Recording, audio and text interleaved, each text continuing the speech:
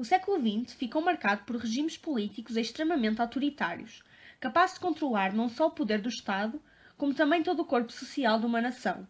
Exemplos disso são o fascismo, nazismo e stalinismo. O fascismo é um sistema político que teve ênfase no início do século XX, na Itália, onde foi instaurado por Mussolini. É um sistema repressivo e totalitário. Tudo está no Estado, nada do humano ou espiritual existe fora do Estado.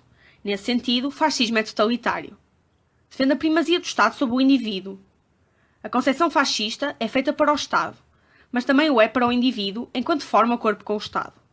E ainda, o culto da força, é explicado como sendo a natureza selvagem do homem, bem como a rejeição de uma paz perpétua devido à mesma razão insinuada. Não acredita na possibilidade de uma paz perpétua. Por isso, recusa o pacifismo que esconde a renúncia à luta e uma cobardia face ao sacrifício. Para além disso, opõe-se ao socialismo, que retrai o movimento histórico a ponto de o reduzir à luta de classes e que ignora alguma unidade do Estado.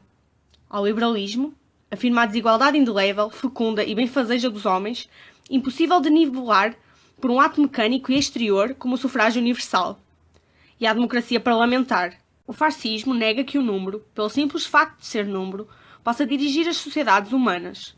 Dão ao povo, de tempos em tempos, a ilusão da soberania. No que toca às medidas adotadas por este sistema político, o fascismo debruça-se principalmente sobre os mais jovens, numa tentativa de provocar a obediência cega das massas. Na Itália, por exemplo, desde pequenas que as crianças ingressavam em milícias fascistas, onde aprendiam desde cedo os princípios deste regime. Acima de tudo, deves defender a vida do Dulce. Esta educação fascista era completada na escola, que possuía professores instruídos e manuais que transmitiam os ideais totalitários fascistas. Continuando na idade adulta, havia também organizações de enquadramento das massas, como o Partido Único Nacional Fascista, a Frente do Trabalho Nacional Socialista e corporações italianas que substituíram os sindicatos e a Dopo Lavoro, que assegurava aos trabalhadores atividades recreativas que não os afastasse da ideologia fascista. Outro meio utilizado para a promoção do fascismo foi também a propaganda, que pretendia incutir nas massas a sua ideologia e influenciar a opinião pública. Contava com o apoio da imprensa, cartazes, rádio, televisão, panfletos e manifestações. A radiodifusão é o meio mais moderno e eficaz para influir nas massas. Colocaremos a rádio ao serviço das nossas ideias e dela não há de sair palavra que não corresponda aos nossos ideais. Ainda, a violência e a repressão policial eram outros meios utilizados pelas milícias e polícia como forma de controlar as massas e assegurar a sobrevivência do fascismo. Temos o exemplo da criação da Milícia Voluntária para a Segurança Nacional e a Polícia Política, OVRA, Organização de Vigilância e Repressão do Antifascismo, com funções idênticas de vigiar, denunciar e reprimir atos antifascismo.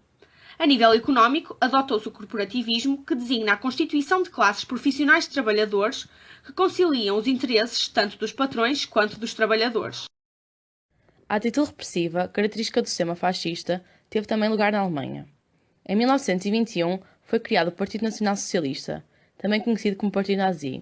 Hitler fundou, em 1921, o Partido Nazi, Partido Nacional Socialista dos Trabalhadores Alemães, NSDAP, que, em 1923, criou a SS, Secções de Segurança, dirigida por Adolf Hitler. Em 1933, Hitler foi nomeado chanceler da Alemanha e implantou o nazismo. Acabou por indigitar Hitler para o cargo de chanceler em janeiro de 1933. O sistema nazi é conhecido pelo totalitarismo, violência racista e o desrespeito pelos direitos humanos, tal como o fascismo. Adolf Hitler defendia que a humanidade se dividia em 3 categorias. Os fundadores, Hitler acreditava ser os arianos, considerados superiores à raça pura. Ariano é o prometeu da humanidade e da sua fronte é que jorrou, em todas as épocas, a centelha de gênio. Os transmissores, ou depositários, e os destruidores, os judeus. Estes, para Hitler, eram os parasitas da sociedade, visto que arruinavam as virtudes do povo alemão. Além disso, Hitler defendia que os judeus tinham sido a principal causa da derrota alemã na Primeira Guerra Mundial. Por estes motivos, os judeus tornaram-se o principal alvo da repressão, perseguição e agressividade do sistema nazi, ou seja, antissemitismo. As medidas adotadas por este sistema político foram na sua maioria repressivas e violentavam os direitos humanos. No mesmo ano em que se deu a vitória nazi, 1933, os campos de concentração foram criados, administrados pela Gestapo e SS. e nesse mesmo ano iniciaram-se as primeiras vagas de perseguição antissemitistas. 2 anos depois, iniciou-se o segundo movimento antijudaico, com a adoção das leis de Nuremberg. A preservação do sangue é a primeira condição da sobrevivência do povo alemão. O segregacionismo passou a ser levado ao extremo. Os judeus não podiam exercer qualquer tipo de profissão, não conseguindo assim autossustentar-se, e o uso da estrela David passou a ser obrigatório.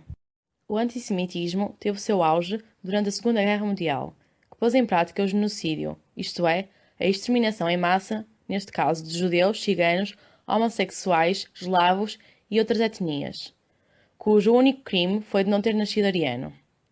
A solução final do problema judeu na Europa deverá ser aplicada a 11 milhões de pessoas. Com o objetivo de criar um país autossuficiente, o sistema nazi implementou certas medidas económicas que visavam a proteção da economia nacional perante as crises capitalistas. Essas medidas passaram por relançar a indústria, criar um programa de rearmamento, incentivar a produção agrícola, estimular os produtos nacionais e aumentar as tarifas alfandegárias a fim de alcançar a autarcia.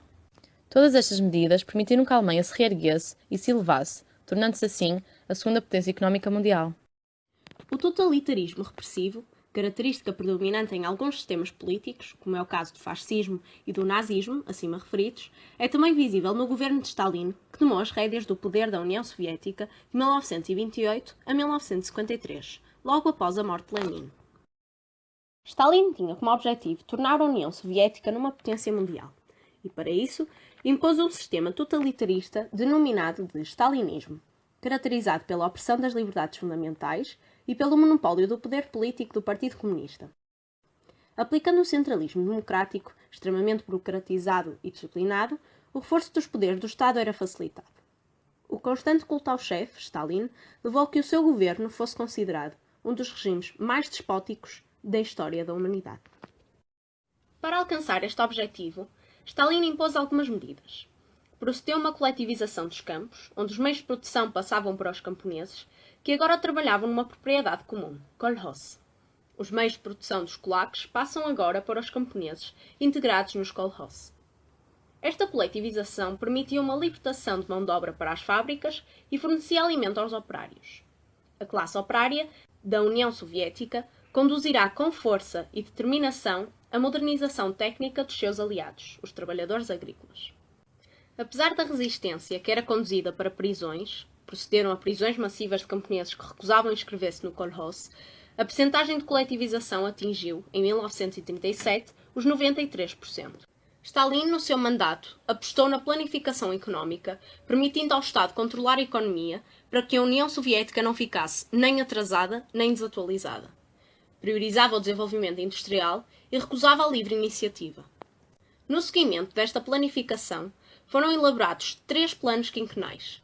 O primeiro, de 1928 a 32, mais direcionado para a indústria pesada.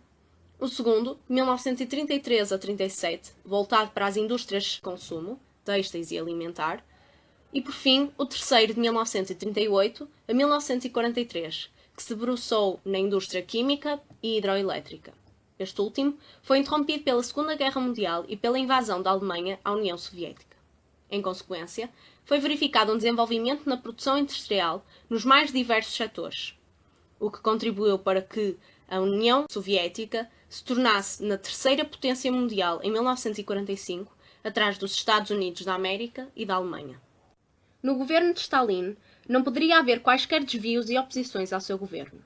Para isso, era necessário apostar no controle da população através da criação da NKVD, a Polícia Política, e no enquadramento da juventude nos ideais stalinistas.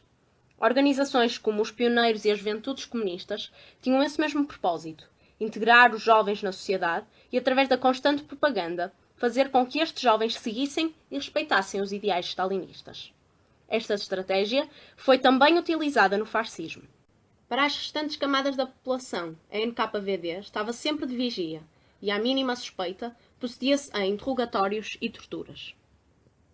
O método mais corrente utilizado pela NKVD para obter confissões e quebrar a resistência dos acusados era o interrogatório ininterrupto.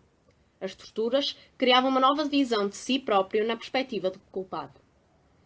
Os considerados inimigos do socialismo eram consequentemente enviados para Gulag, um local destinado para os aprisionar e obrigar a fazer trabalhos pesados. O número de presos nos campos de trabalho foi aumentando de ano para ano, chegando, em 1941, a atingir o valor de mais de 1,5 milhão de presos. O totalitarismo repressivo que foi o stalinismo conseguiu levar a cabo os seus ideais oprimindo milhares de pessoas. Foi um governo que, sem dúvida, marcou a nossa história. Um exemplo para nunca repetir. No entanto, atualmente estes sistemas totalitários ainda são visíveis em algumas partes do mundo, tais como na Coreia do Norte, onde há um despertador coletivo. Às 7 horas, altifalantes despertam a nação. Em cada domicílio e escritório há uma caixa de som na parede. Quem comanda o despertar é a rádio estatal, que é minuciosamente controlada pelo governo. Para além disso, a cara e fotografia do presidente Kim Jong-un está em todos os estabelecimentos, como por exemplo, casas, escolas, fábricas e lojas. Na América do Sul, isto também se verificou. Nicolás Maduro seguiu o seu antecessor Hugo Chávez, presidente venezuelano de 1999 a 2013, que no seu mandato, a Assembleia Nacional aprovou a lei habilitante que permitia que ao fim de 5 anos pudesse ser reeleito, assim como adotar medidas sem o consentimento do Parlamento. Nicolás Maduro apelou à memória de Chávez para que a mesma lei pudesse ser aplicada novamente. Em conclusão, tanto fascismo, nazismo e stalinismo foram sistemas totalitários caracterizados por uma repressão bastante acentuada, violenta e desumana. Apesar destes 3 sistemas terem sido postos em prática no século XX, a partir da nossa pesquisa vimos que estas práticas repressivas são, infelizmente, ainda atuais, como podemos confirmar através do caso da Coreia do Norte e da Venezuela.